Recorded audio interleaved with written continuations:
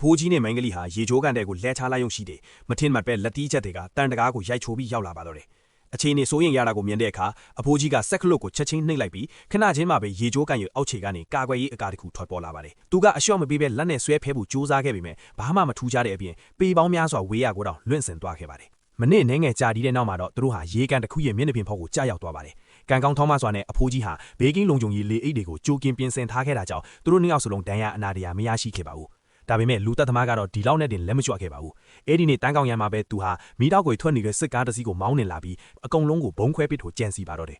အချိန်ကြီးမဟန်တာကိုတိလိုက်တဲ့အဖိုးကြီးကတကားချက်တွေအားလုံးကိုအမြန်ဖွင့်လိုက်ပြီးထောင်းမရှိတဲ့မိသက်စေဘူးကိုယူကစစ်ကားစီကိုဥတီပြီးပတ်ဖျံလိုက်ပါတယ်မိတောက်တီဟာမိသက်စေမုံနဲ့ထိတွေ့မိတဲ့အခါချက်ချင်းပဲခဲသွားပါတယ်ဒီကြောက်စရာကောင်းတဲ့အန်ဒရယ်ကနေလွတ်မြောက်သွားပြီလို့ထင်မှတ်ခဲ့ပေမဲ့အိမ်ထဲကိုပြန်ဝင်ပြီးစောင့်ကြည့်ရေးကင်မရာကိုကြည့်လိုက်တဲ့အခါမှာတော့လူသက်သမားကလက်နက်တွေကိုထမ်းပြီးအိမ်ထဲကိုအတင်းဝင်ရောက်ကိုစူးစမ်းနေတာကိုမြင်လိုက်ရပါတယ်တန်ခဲဟာတကားပတင်းပေါက်အားလုံးကိုပိတ်ချလိုက်ပါတယ်ဒါပေမဲ့လူသက်သမားရဲ့ခြေတော်ကြီးကတကားချလဲညံ့နေခဲ့ပါတယ်မိန်းကလေးကမြင်ချင်းပဲကန်ထုတ်ဖို့ကြိုးစားခဲ့ပေမဲ့တစ်ဖက်လူနဲ့မျက်နှာချင်းဆိုင်တဲတူးသွားပါတယ်အဲ့ဒီလိုအသက်လူရမယ့်အရေးကြီးတဲ့အချိန်လေးမှာပဲတန်ခဲကလက်စစ်တုံးနဲ့ရိုက်ချလိုက်ကြကြောင်းနောက်ဆုံးမှာတော့သူတို့နှစ်ယောက်စလုံးကန်ကောင်းထောင်းမစွာနဲ့အသက်ရှင်ခဲ့ပြီးဒီကြောက်စရာကောင်းတဲ့အန်ဒီယေကနေလွတ်မြောက်သွားခဲ့ပါတော့တယ်